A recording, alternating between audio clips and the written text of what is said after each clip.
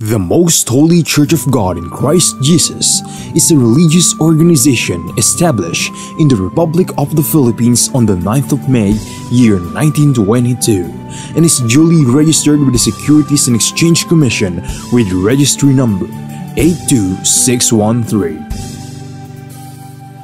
Through faith in the truth revealed by the Holy Scriptures of the Bible, the administration as well as the entire brethren of the Church believe that it is the Most High God, the Lord Christ Jesus, who established the Most Holy Church for the sole purpose of proclaiming Him as the only one true God and Savior whom we should worship and serve with our whole lives, and that He is no other than the Lord Christ Jesus, who manifested in the flesh, and that the Most Holy Church of God in Christ Jesus is His chosen way for us to deliver from our sins and eternal damnation. Therefore, since the Church was established, everyone who is called into the Church receive the divine obligation to partake in all evangelization efforts of the Church to fulfill the God-given commission to make disciples of all the nations. In that case, here is the vision and mission statement of the Church.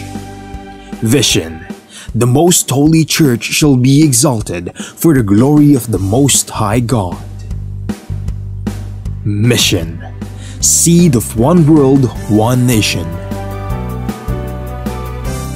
Core value: all members of the Most Holy Church are being taught and encouraged to live in agape. Agape is a Greek word which means perfect love and everlasting love.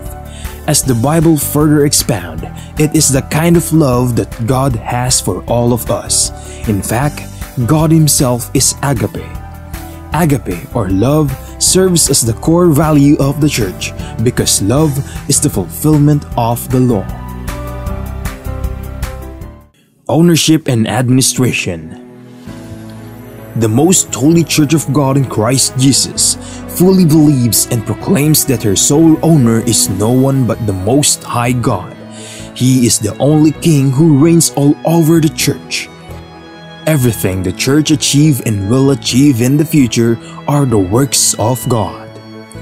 God governs over His Church through His appointed men to administer the Church. Like the first church established in Jerusalem, which was administered by the apostles, the Most Holy Church is currently administered by the 7 bishops, presided by the general bishop. The church administration oversees over the whole church and through the appointed council of elders, composed by the presbyters and ministers who were appointed to administer congregation and ministries.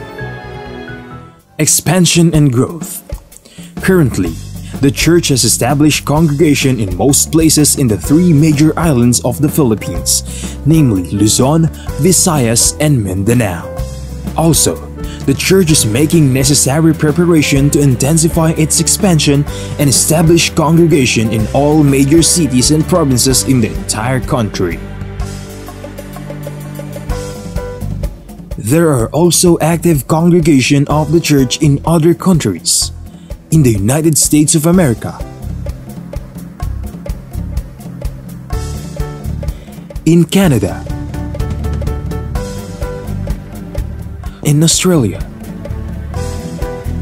Hong Kong, in Singapore, Malaysia, United Arab Emirates, Japan, Taiwan, Kingdom of Saudi Arabia, Qatar, Belgium, Cyprus, France, Germany, Italy, Spain, and United Kingdom. The Most Holy Church of God in Christ Jesus is looking forward to aggressively propagate the gospel, to edify the church in places where it was already established, and also to establish new congregation in other countries to complete the mission and fulfill the vision of the church. Services: since the main purpose of the existence of the Church is to propagate the gospel to all nations, the Most Holy Church established various evangelization efforts of the Church to reach more people even in the farthest corners of the world. The church produces evangelization programs that are aired via radio, cable TV, and in different social media or online platforms. Radio stations, Philippines.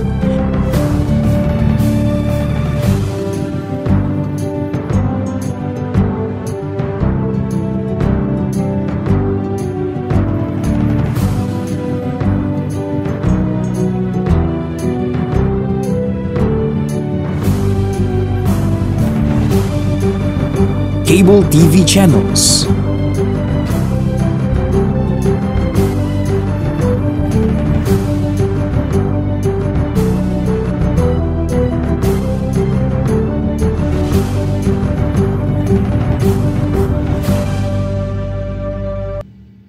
Online platforms, Facebook, MHC Media.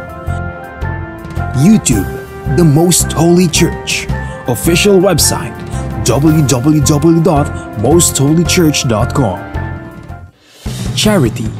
Aside from actively upholding evangelization efforts, the Most Holy Church is also active in charity works. Here are some of the ministries of the Most Holy Church established to serve both members and non-members of the church. Lingap Agape Ministry. The church established the Lingap Agape Ministry, which engages in community services like goods and charity donations, feeding programs, blood donations, and other services to cater church members and non-members who are in need. Damayang Kristiyano. On May 1, 2004, the church administration established the Damayang Kristiyano Ministry that aims to help the needs of the family of a deceased member of the Most Holy Church, especially in their burial expenses. Schools. Pristine Heritage Academy, formerly known as Pristine Learning and Tutorial Center. The Pristine Heritage Academy was established by the Most Holy Church in February of 2009. The school is open to all church members and non-members alike for the fulfillment of a part of the Most Holy Church community service. Mahanaim Evangelical Academy. The church administration aimed to give standardized education and training to church members who aspire to become missionary workers and ministers of the church. Thus, in 2018, the church administration established the Mahanaim Evangelical Academy that provides classroom lectures and on-the-job training so that aspirants to partake in the Lord's mission may be molded to become a proud messenger of God. The Mahanaim Evangelical Academy mainly holds its training in Gabay Center, the training facility of the Most Holy Church located at Barangay Sumalo, Municipality of Hermosa, Province of Bataan, Philippines. The Centennial Celebration of the Most Holy Church. The Most Holy Church of God in Christ Jesus recently celebrated its 100th anniversary on the evening of the first day of May 2022 at the Gabay Center, the newly built facility of the church situated at Barangay Sumalo, Municipality of Hermosa, in the province of Bataan, Philippines. On the morning of the same day, the church held the inauguration and dedication of the Gabay Center. The Gabay Center is a training facility of the church built through the favor of God and the collective efforts of the entire brethren from around the globe. From the proud members of the church, we are inviting you to join us and be a member of the Most Holy Church of God in Christ Jesus, so that we may share the ever-abounding favor of God towards His beloved children. Please take time to listen to the preaching of all the topics composing the lessons of spiritual salvation, so that we may share to you the teachings and doctrines of the Most Holy Church, which are purely based on the Bible that will lead us to our soul's salvation.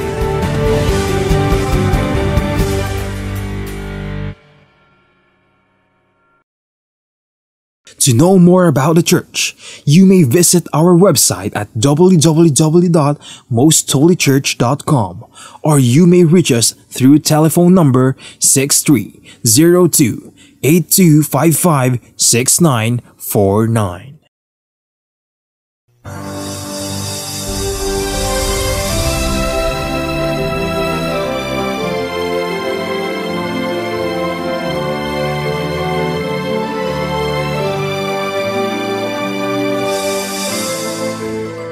Kapayapaan po ang sumainyo mga giliw naming mga taga-subaybay. Salamat po sa ating Panginoon Diyos sapagkat ibinigay na naman niya sa atin ang isang pagkakataon upang patuloy nating alamin, tuklasin ang banal na kalooban ng Diyos para sa atin na mga taong kanyang nilikha.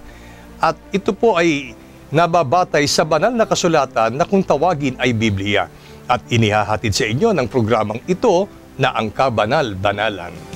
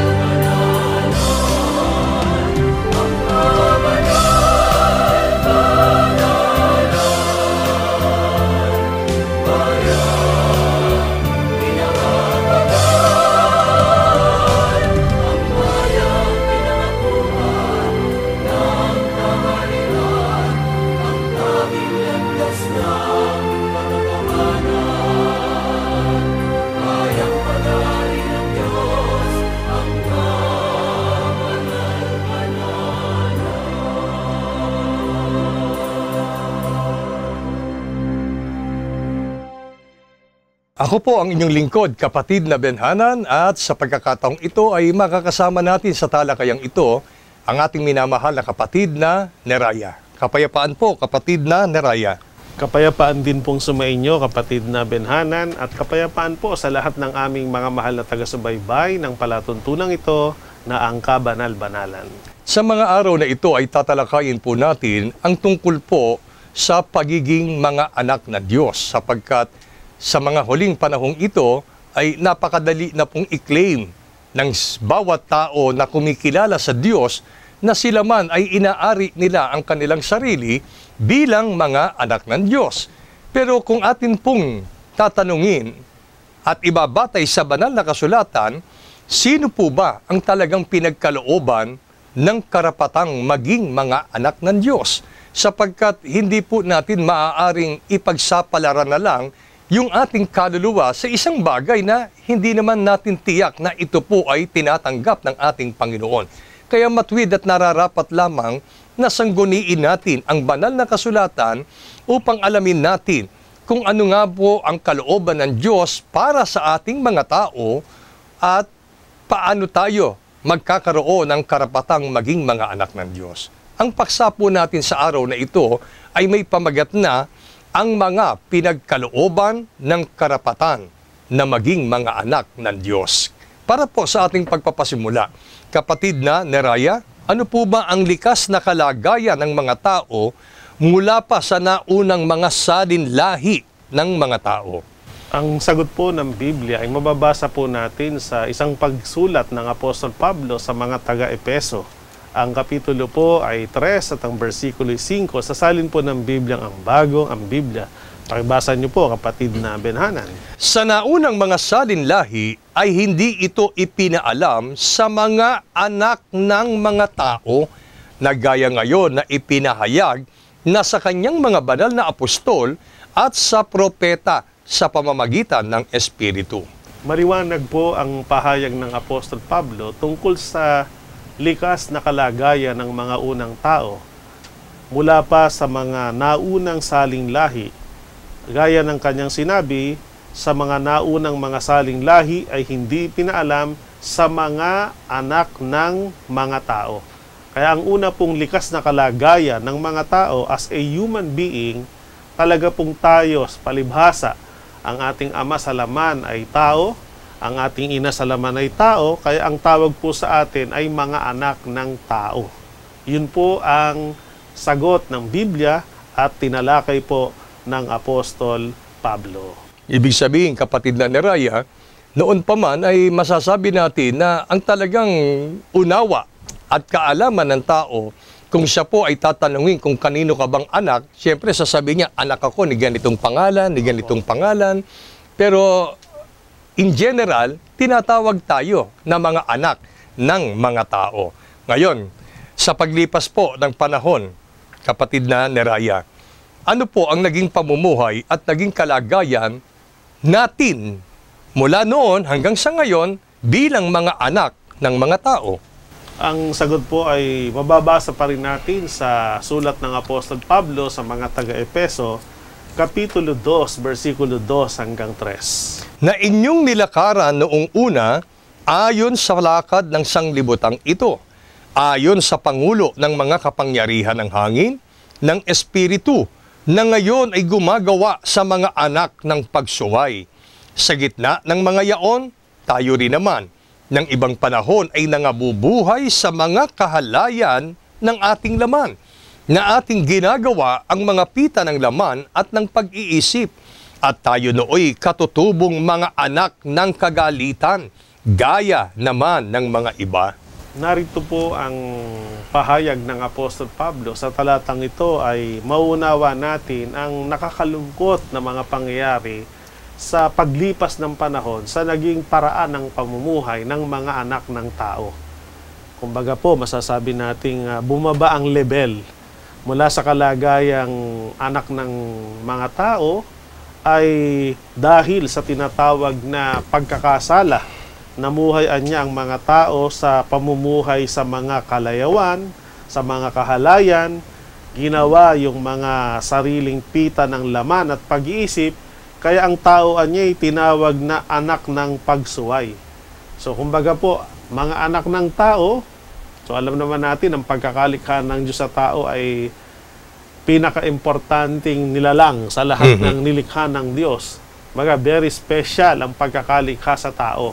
So, mataas na kalagayan. Pero, dahil sa pagkakasala, mula dun sa pagiging anak ng tao, naging anak ng pagsuway. At sa patuloy na pagsuway o paglabag ng tao, naging katutubuan niyang mga anak ng kagalitan.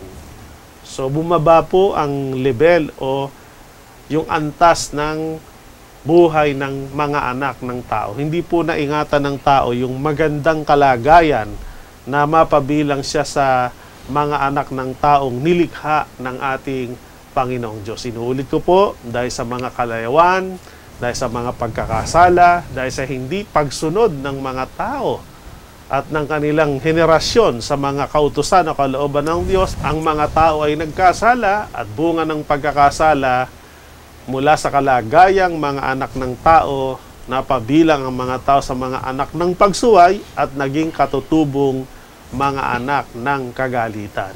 So, lumalabas po, kapatid na Neraya, bilang mga anak ng tao ay likas sa tao ang pagiging mahina. Madali siyang mabuyo sa pagkakasala hanggang dumating ang panahon na mula sa tawag na anak ng tao, ang kasalukuyang panahon po natin kahit pa noong mga unang panahon dahil po sa paglabag ng tao sa kautusan ng Panginoon, ang tao po ay lumakad sa tinatawag na kasalanan. At dahil naging gayon ang kalagayan ng tao, tinawag siyang anak ng pagsuway at mga anak ng kagalitan.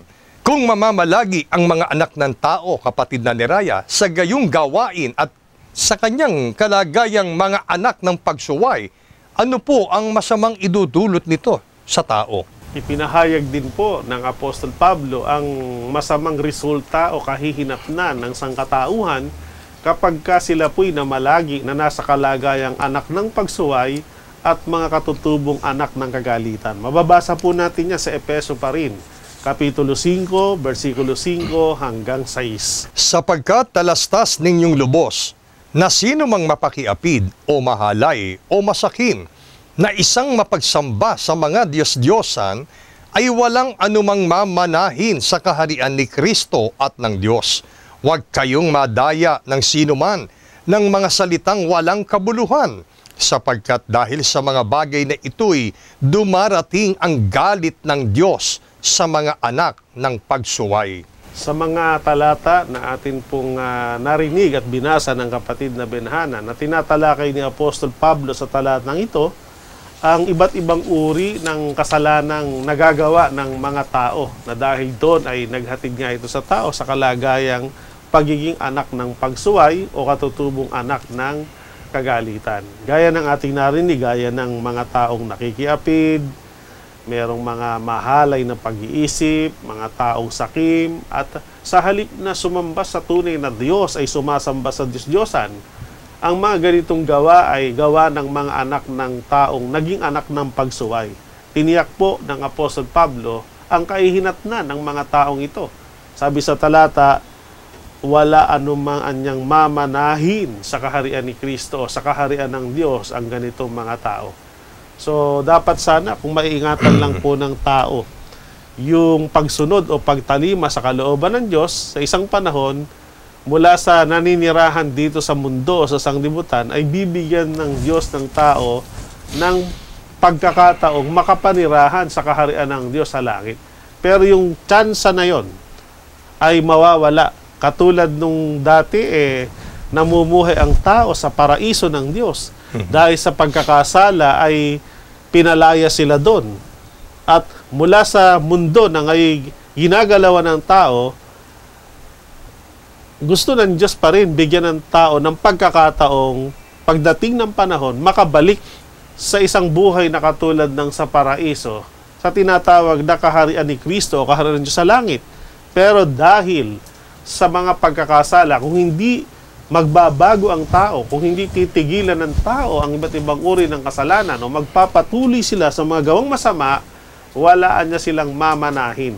Ibig sabihin, hindi sila makakasama patungo dun sa kaharian ng Diyos sa langit ang mga gayong tao. At bukod doon, dahil sa pagkakasala, dumarating anya ang galit ng Diyos sa mga anak ng pagsuway. So, dalawang mahalagang bagay po ang nagiging epekto. Inuulit ko po, dahil sa mga bagay na ito, dumarating ang galit ng Diyos sa mga anak ng pagsuway, at ang ikalawa, walang anumang mamanahin sa kaharian ng Diyos ang mga taong ang kalagayan ay nagpapatuloy sa pagkakasala. So, dito po, mga giliw naming mga taga-subaybay, mayroong dalawang bagay na nakalaan kung ang tao ay hindi po makapagbabago ng kanyang masamang likas. Gaya po ng nabanggit kanina, darating sa kanya ang galit ng Diyos. At ang pangalawa, walang mamanahin sa kaharian ng Diyos ang mga taong patuloy na namumuhay sa pagsuway, sa paglabag ng mga kalooban ng Diyos, at kung hindi po siya makababangon at mananatiling anak ng pagsuway at anak ng kagalitan, ay napakasamang kalagayan po ang kanyang patutunguhan. Kapatid na Neraya, paano nga ba magagawa ng tao na mula sa gayong masamang kalagayan ay bumangon siya at magkaroon ng tsansa na siya po ay makaiwas sa kagalitan ng Diyos at magkaroon ng pagkakataong magmana sa kaharian ng Diyos? Dalawang bagay po, kapatid na Benhan. Sa katotohanan, ang pagbabago sa ikabubuti ay kulang po ang kakayanan ng tao para gawin yun sa kanyang sarili.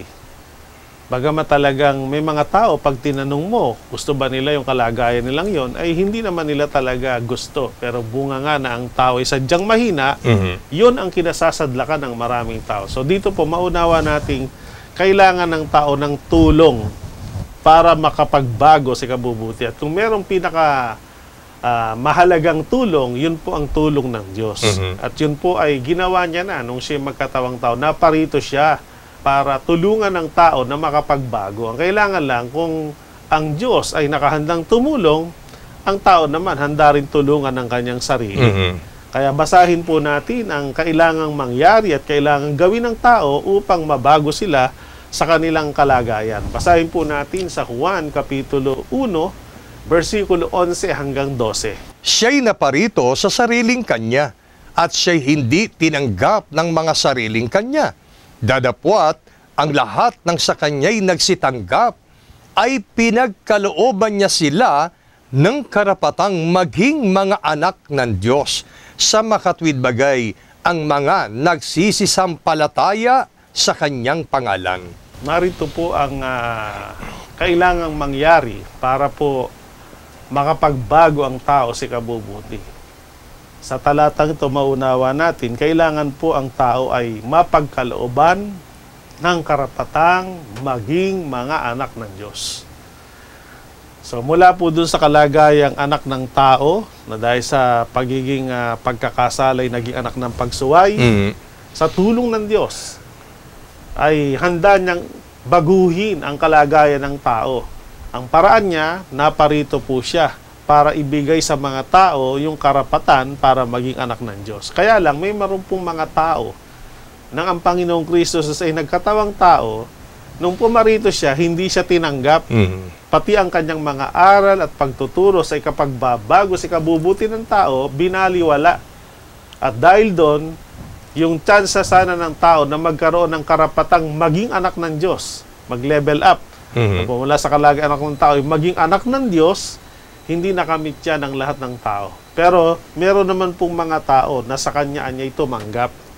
Sabi sa talata, ang lahat ng sa kanya ay nagsitanggap. Pinagkalooban niya sila ng karapatang maging mga anak ng Diyos. Sa makatid bagay, yun anyang mga nagsisampalataya sa kanyang pangalan. So dalawang mahalagang bagay po muli ang dito'y maunawa natin para matanggap ng tao ang karapatang maging anak ng Diyos para mabago ang kalagayan ng tao sa ikabubuti. Una po, kailangan tanggapin niya ang Panginoong Kristo Jesus. Anong klaseng pagtanggap? Pagtanggap bilang amang Diyos para ibigay sa iyong karapatang ikikilalanin naman niya na kanyang anak. At ang pagtanggap ay magsisimula sa pagsampalataya sa Kanya. Kasi kung hindi paniniwalaan o hindi sasampalatayanan ng tao ang Panginoong Kristo Jesus, hindi niya ito matatanggap. At dapat din po tama ang pananampalataya o pagkakilala ng tao sa Panginoong Kristo Jesus. At kung meron tama na pagkakilala para kilalanin Kanya na Kanya kang anak, kilalanin mo siya bilang iyong ama. So spiritual tayong anak, siya naman ay ating spiritual na ama. Sa ganun paraan, kung yaon ang ating pagkakilala at pananampalataya, yun ang pasimulang paraan para mapagkalooban tayo ng karapatang maging mga anak ng Diyos, at dahil doon ay makaahon tayo dun sa kalagayang anak ng pagsuway, anak ng tao, hanggang sa tayo po ay maging mga anak ng Diyos. Napakapalad po natin sa mga panahon natin ngayon sapagkat ito ay isang mabuting balita para po sa sangkatauhan na patuloy na binubuksan ng Panginoon ang pintuan ng Kanyang pag-ibig, madama natin ang Kanyang kabutihan, ang Kanyang kagandahang loob. Nagkasala tayo, pero sa pagkakataong ito ay hindi ibig ng Diyos na agad ay ibigay sa atin ang kaparusahan.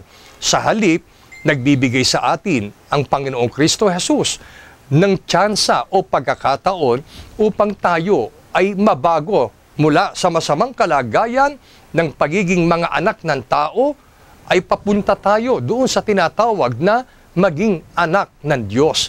Pero ibig kong ipunto ito, mga giliw naming mga taga-subaybay, ang nagbibigay po ng karapatan upang ang tao'y maging ganap na anak ng Diyos, ito'y walang iba kundi ang Panginoong Kristo Jesus mismo. Kaya mangyayari ito kung, gaya nga ng sinabi ng kapatid na ni Raya, sampalatayanan natin ang ating Panginoong Kristo Jesus bilang Diyos at tagapagligtas natin. Sapagkat hindi naman po kaila sa atin na marami ang nagtuturo na ang pagpapakilala sa Panginoong Kristo Jesus ay hindi po ang Diyos. Ano po? Hindi sinasabi at hindi nila itinuturo na ang Panginoong Kristo Jesus, siya rin yung Ama. At higit sa lahat, may nagsasabi na tao lamang si Kristo. Bagay na sinasabi ng ating Panginoon, gaya ng unang talata na ating binasa, siya'y naparito sa sariling Kanya at siya'y hindi tinanggap ng mga sariling Kanya. Kaya wag po nating ipagkamali ang karapatan na bigay ng Diyos upang tayo'y maging Kanyang anak, dapat po nasa tama at wastong pagkakilala tayo tungkol sa ating Panginoong Kristo Jesus. At sa mga susunod pong mga pagtalakay, ay dadaanan po natin na basta lang ba sumampalataya sa Panginoong Kristo Jesus ay matatawag na ngang mga anak ng Diyos. Abangan nyo po yung mga susunod naming mga pagtuturo sa pamamagitan pa rin ng programang ito. Pansamantala, mga giliw naming taga-subaybay, kapatid na ni Raya, gaano ba kapalad ang mga taong dahil sa pagtanggap at pagsampalataya sa Panginoong Kristo Jesus ay magkaroon ng karapatang maging kanyang mga anak. Inilarawan po ng Apostol Pablo ang kapalarang mangyayari sa sangkatauhan kapag sila'y sumampalataya, tumanggap sa pagkakilala sa Panginoong Kristo Jesus at tumanggap ng karapatang maging anak ng Diyos. Mababasa po natin ito sa Galatia Kapitulo 4, versikulo 7 hanggang 9, sa salin po ng Biblia na Revised Tagalog Popular Version. Hindi na kayo alipin, kundi anak. At dahil kayo ay anak, kayo ay ginawa rin ng Diyos bilang mga tagapagmana niya. Noong hindi pa ninyo nakikilala ang Diyos, kayo'y alipin ng mga Diyos-Diyosan. Ngunit ngayong nakikilala na ninyo ang Diyos, o mas tamang sabihin, ngayong nakikilala na kayo ng Diyos. Narito po ang paglalarawan ng Apostol Pablo tungkol sa kapalaran ng mga taong nakamit nila yung karapatang maging anak ng Diyos, bunga ng pagkakilala at pagtanggap at pagsampalataya sa ating Panginoong Kristo Jesus. Gaya ng ating narinig, sinabi niya, hindi na niya kayo alipin, kundi kayo ay anak. Bakit? Ano po ba ang nangyari sa tao dahil sa pagkakasala? Naging alipin ang kasalanan. Ang isang kasalanang umalipin sa tao, naging alipin sila ng pagsamba sa mga Diyos-Diyosan. Yun ay isang malaking kamalian o pagkakasala na dapat sana ang tao ay sumasamba sa tunay na Diyos dahil nga sa pagkakaroon ng tao ng maling pananampalataya na pagkamala nilang Diyos, yung Diyos-Diyosan. Kaya doon ibinaling yung paglilingkod at pagsamba. At ang gayong gawa ay gawa ng isang alipin ng maling aral o maling pananampalataya. Pagka ikaw ay naging anak ng Diyos, dahil may tama ka ng pagkakilala, meron ka ng tamang pananampalataya, mababago na ang kalagayan mo. Hindi ka na magiging alipin ng maling paniniwala gaya ng pagsamba sa Diyos-Diyosan. Kundi ikaw anya'y magiging anak na ng Diyos. At dahil anak, ginawaan niya kayo ng Diyos bilang mga tagapagmana niya. So yun po yung yung binipili ng karapatang ikaw ay mapabilang sa mga taong na pagkalooban ng karapatang maging anak ng Diyos. Gagawin niya tayong anak na tagapagmana. Bukod sa malaking karangalan natin bilang mga anak ng tao, ang maging anak ng Diyos, ang pribilehiyo ng pagiging anak ng Diyos, gagawin niya tayong tagapagmana.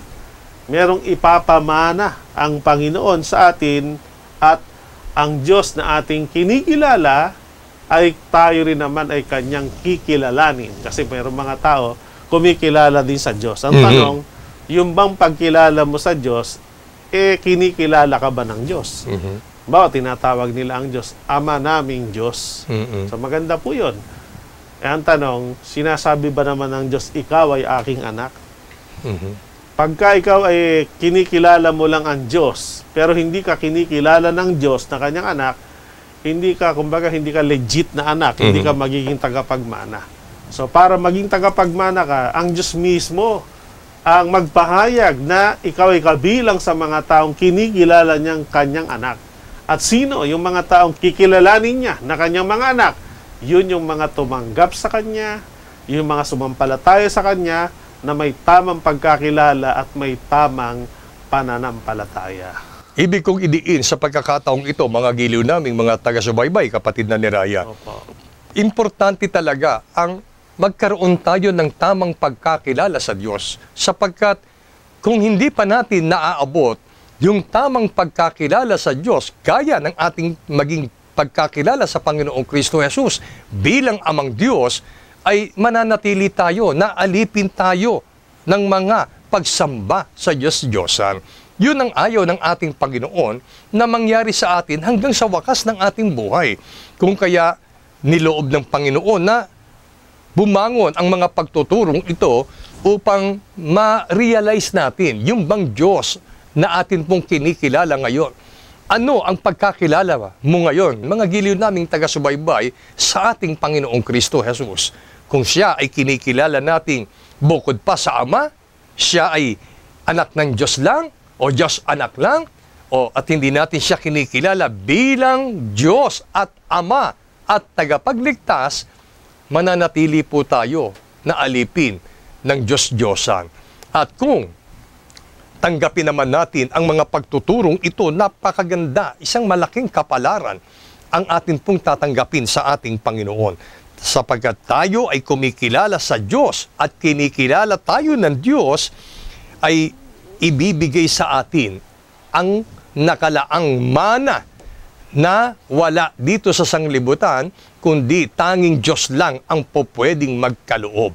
Ngayon, kapatid na Neraya, ano itong ipamamana ng ating Amang Diyos sa kanyang mga taong mga naging mga anak ng Diyos?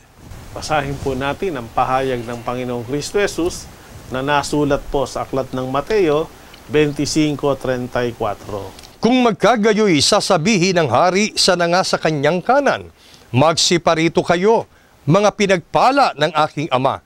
Manahin ninyo ang kahariang nakahanda sa inyo, buhat ng itatag ang sanglibutan.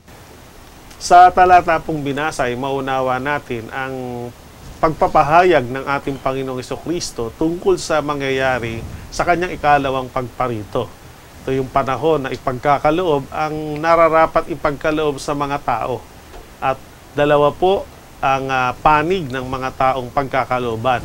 Titipunin sa panig ng kaliwa yung mga tao na itinulad to sa mga kambing. Yun namang sa kanan, mga kalipunan ng mga tao itinulad sa tupa. Na ano sabi ng Panginoon sa mga tupa? Dito itinulad yung mga lingkod niya na meron tamang pagkakilala sa Kanya bilang kinikilala niya ang Kanyang anak. Ano sabi ng Panginoon? Magsiparito kayo, mga pinagpala ng Ama. So ang tawag sa kanila bilang anak ay pinagpala ng ating Amang Diyos.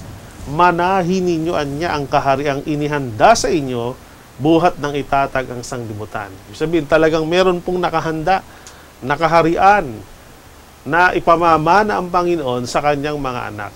Ito po yung kaharian niya sa langit. Ang kasing kahulugan ng salitang manahin ninyo ang kahariang inihanda ng Diyos, makapapasok kayo at makakapanirahan sa kaharian ng langit. Sa isang version ng Biblia, yun po ang pagkakaliwat. Yung salitang manahin ninyo, pumasok kayo at manirahan kayo sa kaharian ng langit. So ito po ang kapalaran at kagandahan ng mga taong nagkaroon ng karapatang maging anak ng Diyos. Kumbaga po, sa ating panahon, marami talagang tao nangangarap na mapunta sa langit. Meron pa ngang iba, ang sabi, sana niya, pag namatay ako, sa langit ako mapunta. So hindi naman po masamang mangarap. Pero ang tanong, anak ka ba nung may-ari ng langit? Kung hindi ka anak ng may-ari ng langit, hanggang pangarap ka na lang. Pero kung ikaw ay anak, talagang may karapatan kang magmana ng pag-aari ng iyong Ama. So ang langit ay dakong pag-aari ng Diyos. May kaharian siya doon, may paraiso, mayroong napakagandang buhay na inihahanda siya doon. At yun ay makiklaim ng mga taong naging mga anak ng Diyos. Kaya dapat po talaga hangarin natin na mapabilang tayo sa mga taong napagkalooban ng karapatang maging anak ng Diyos para maging tagapagmana tayo ng mga pangako niya sa buhay na darating. Ayun po mga giliw naming mga taga-subaybay, hindi po ba napakalaking kapalaran itong mamanahin natin kung tayo po ay susunod at ihahanda natin ang ating kalooban na tanggapin natin at kilalanin natin ang Panginoong Kristo Jesus bilang Diyos at ating tagapagligtas. Sapagkat dito po ay makikita natin na sa pagtanggap po natin sa gayong kalagayan ng ating Panginoong Kristo Jesus, ipinapahiwatig lang natin na tayo po ay nagpapakababa sa paanan ng ating Panginoon at handang sundin kung ano ang kanyang banal na kalooban. At dito po na may mauunawa natin na hindi masasayang ang panahon na iuukol natin sa gawaing paglilingkod. Kasi po pag tayo ay maging mga anak na ng Diyos, kailangan patunayan natin ang pagiging tunay na anak ng Diyos sa paraang susunod tayo sa ating Amang Diyos. Sana mga giliw naming mga taga-subaybay ay magkaroon tayo ng pananampalataya na tayo ay magiging anak ng Diyos kung tatanggapin natin ang Panginoong Kristo Jesus bilang Amang Diyos at kikilalanin po natin siya bilang tagapagligtas. At sa mga susunod po na mga pagtuturo ay alamin po natin kung paano nga ba ibinibigay ng Panginoon Diyos ang karapatan na maging mga anak ng Diyos. Kaya sana po sa susunod na mga pagtatanghal at pagsasahimpapawid ng programang ito ay subaybayan niyo po kaming patuloy at patuloy nawa tayong pagpalain ng Diyos sa pamamagitan ng mga pagtuturong ito mula ngayon at magpakailanman. Amen.